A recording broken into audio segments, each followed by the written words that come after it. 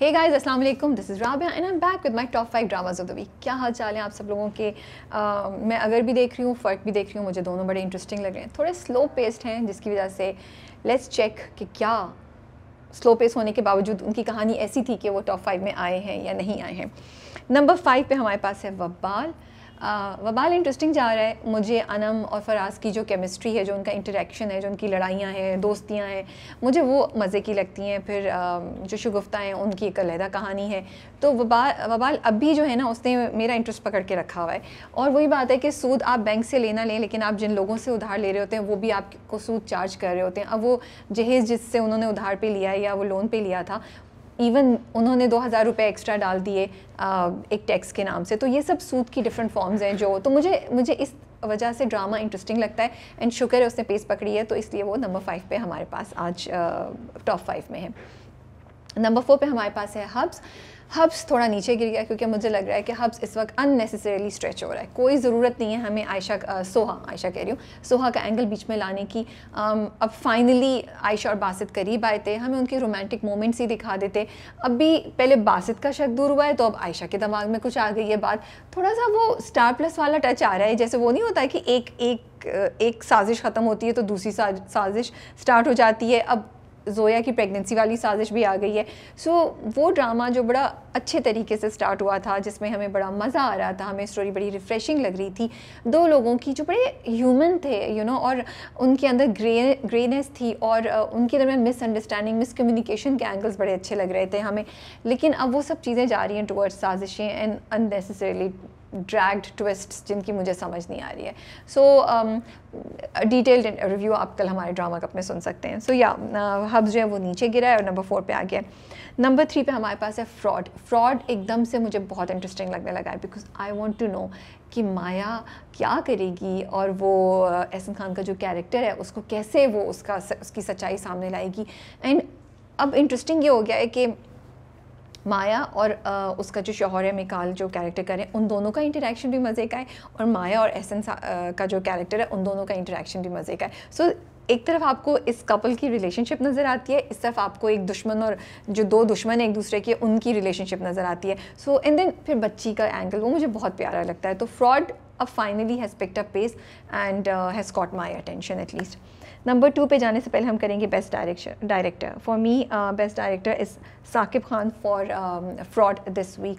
The reason being कि I like the way he is projecting the two relationships. एक है सबा कमर और मिकाल का जो दोनों के जो कैरेक्टर्स हैं, उन दोनों के दरमियान शान और माया कि they are getting to know each other. वो कोई अनरियलिस्टिक रोमांटिक कहानी नहीं है, इनफैक्ट उनका काफ़ी टकराव होता है, but slowly they are getting use to it. So मुझे बहुत ही इंटरेस्टिंग वो कहानी लगी है एंड आई लाइक इट कि उन्होंने उसको शुगर कोट नहीं किया है। वो दोनों मजबूरी में एक दूसरे के साथ आए हैं और शुक्र है कि माया बोल रही है। तो मुझे ये जो पोर्ट्रेल है इस रिलेशनशिप की, वो मुझे अच्छी लगती है। अब यहाँ पे एहसन खान और सबा कमर जो माया और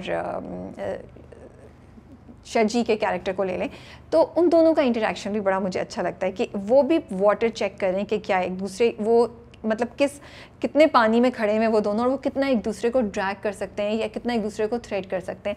तो उन्होंने रिलेशनशिप्स को बड़ा ओवर द टॉप जाके नहीं किया है, बड़ा रियलिस्टिक लगाया है, जिसकी वजह से हमें इंटरेस्ट भी रहता है देखने का और हमें थोड़ा सा डर भी लगता है। देन बच्ची के साथ कितना प्यारा उन्होंने माया का और बच्ची का रिलेशनशिप दिखाया है। तो मुझे उनकी डायरेक्शन में जो बात अच्छी लग रही है वो ये कि उन्होंने कैरेक्टर्स को ह्यूमन रखा हुआ है।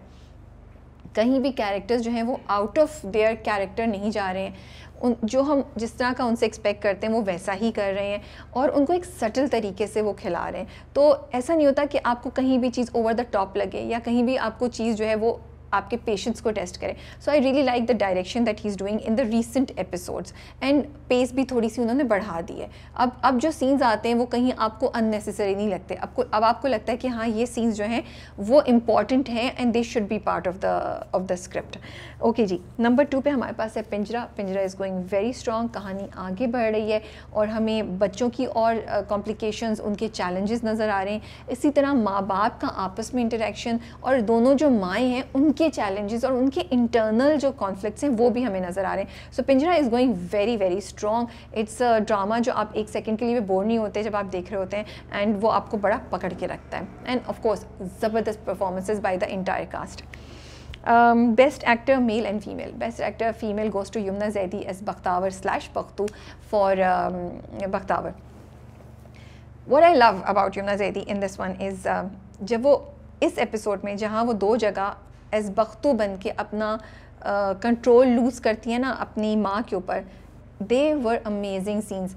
वो जो कॉन्फ्लिक्ट है बख्तावर और बख्तू में, बिकॉज अब एक इंसान है उसके अंदर 2 पर्सनालिटीज़ एग्जिस्ट कर रही हैं, एंड वो जो ट्रांजिशन होता है कि वो बख्तू के मोड में आके ना वो अपनी माँ को सुना देती है, ठीक है, and then she realises and Bakhtawar comes and then whole वो जो पूरा एक्सप्रेशन होता है from being that angry irritated person to this person, जो एकदम से दुख में आ जाती है कि ओह मैंने क्या किया, एंड वो फिर माफ़ी मांग रही होती है. उफ, that is such a great portrayal of transitioning from one character to another by Yumna Zaidi. And also आपके दिल को कुछ होता है, आप अच्छा द बेस्ट पार्ट इज़ कि यमुना जैदी का जब आप कैरेक्टर देखते हैं तो कहीं कहीं में आप बख्तू के साथ होते हैं कि ये माँ कितना इरिटेट करी, क्यों पूछ रही है, और हर वक्त उसको डिसअपॉइंट करती रहती है, हर वक्त उसको डाउन करती रहती है.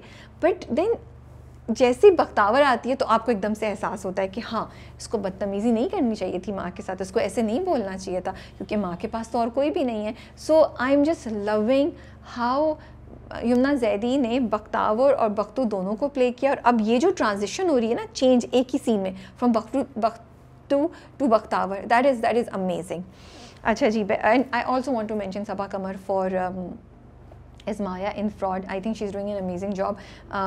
कहीं भी वो ना एक्स्ट्रा नहीं प्ले करी हैं. सबा जी की यही बात खूबसूरत है कि वो आंखों से बात करती हैं, उनका कैरेक्टर हमेशा आंखों से बोल रहा होता है, और वो इतने कंफर्ट से अपने कैरेक्टर को करती हैं कि जैसे लगता ही नहीं है कि कोई मुश्किल है. अब जैसे माया का जो कैरेक्टर है, जब वो जवाब दे रही होती है शांत को, it comes out so naturally that you like हाँ, माया को ऐसी बात करना चाहिए थी. तो ज़बरदस्त performance by Saba Qamar as Maya in Fraud. Number 1 पे हमारे पास है, नहीं हमने करना था best actor male. Yes, best actor male goes to Ehsan Khan for Fraud. I am just loving the portrayal of Shaji by Ehsan Khan. Recent उसमें अभी आपको ना थोड़ा सा the thing is that negative characters जो होते हैं ना उससे आप बोर हो जाते हैं और आप कहते हैं कि यार बस हमें नहीं देखना. लेकिन शजी एक ऐसा कैरेक्टर है जिसको आप कहते हैं यार अब ये नेक्स्ट चाल क्या चलेगा, अब ये नेक्स्ट क्या गेम खेलेगा, एंड आपको इंटरेस्ट रहता है. सो आई रियली लाइक जिस तरीके से एहसान खान ने उसको पोर्ट्रे किया है कि वो माँ बेटी के सामने बिल्कुल एक डिफरेंट उसमें आ जाते हैं, माया के सामने एक डिफरेंट उसमें आ जाते हैं, and different colours of personality of Shaji वो सामने लेकर आ रहे हैं. And the thing is that he's not overplaying it. You know there's a mean streak to it. You know there's a sly streak to his character, which is very subtle, but right there that you cannot ignore it. So great performance by Ehsan Khan as Shaji in Fraud. Number 1 पे हमारे पास है बख्तावर. बख्तावर तो मज़ा आता है यार उसको हर हफ्ते देखने के लिए. थोड़ा सा मुझे लगता है पेस थोड़ी सी फास्ट हो जाए, एंड आई विश कि अब दिलावर को थोड़ा बहुत बख्तू का पता चल जाए या बख्तावर का पता चल जाए. जब वो लेटर लिख रहा था आई रियली वांटेड कि Dilawar would have read it, कि उसको थोड़ा सा अंदाज़ा होता है, लेकिन ऐसा लग नहीं रहा है. और जो नया एंगल आ गया ना कि हुरिया का भाई उसके साथ वो जो मेड है जो हेल्पर है उसके साथ लगा हुआ है, सो स्टार्ट हो रहा है, वो एक नया इंटरेस्टिंग एंगल आ गया है. बख्तू छोड़ के जाएगा या नहीं जाएगा. सो बहुत सी चीज़ें हो रही हैं, ड्रामा आगे बढ़ रहा है, कहानी आगे बढ़ रही है, बट मुझे थोड़ा सा ड्रैग भी लगता है. Despite me being very interested, I feel the pace can be faster, and हम ज़्यादा अब देख सकते हैं कि बख्तू की ज़िंदगी में क्या हुआ, बिकॉज अब हम उसी लेवल पे खड़े खड़े अब हम तंग आ गए हैं कि वो बख्तू और बख्तावर की कशमकश, दिलावर को पता नहीं है, हुरिया की स्कीमिंग, ये शीरे का वही पीछे पड़े रहना, ये लोग आगे नहीं बढ़ पा रहे. अब एक डेवलपमेंट तो हो गई है कि पुलिस वाले को पता चल गया है, लेकिन अब हमें आगे भी चीज़ें चाहिए कि भाई बख्तू क्या करेगा, बख्तावर को कैसे सपोर्ट होगी, क्या दिलावर उसकी एजुकेशन देगा, दिलावर को कब पता चलेगा, हुरिया का असल चेहरा कब आएगा. So with lots of questions we are still watching Bakhtawar and it's going very strong. That is all. These are my top 5 dramas of the week this week. आप लोग बताएं कि आपकी लिस्ट में कौन कौन से आते हैं और कौन से नए ड्रामे हैं जो आप लोग देख रहे हैं जो मुझे भी देखने चाहिए. टेक केयर एंड अल्लाह हाफ़िज़.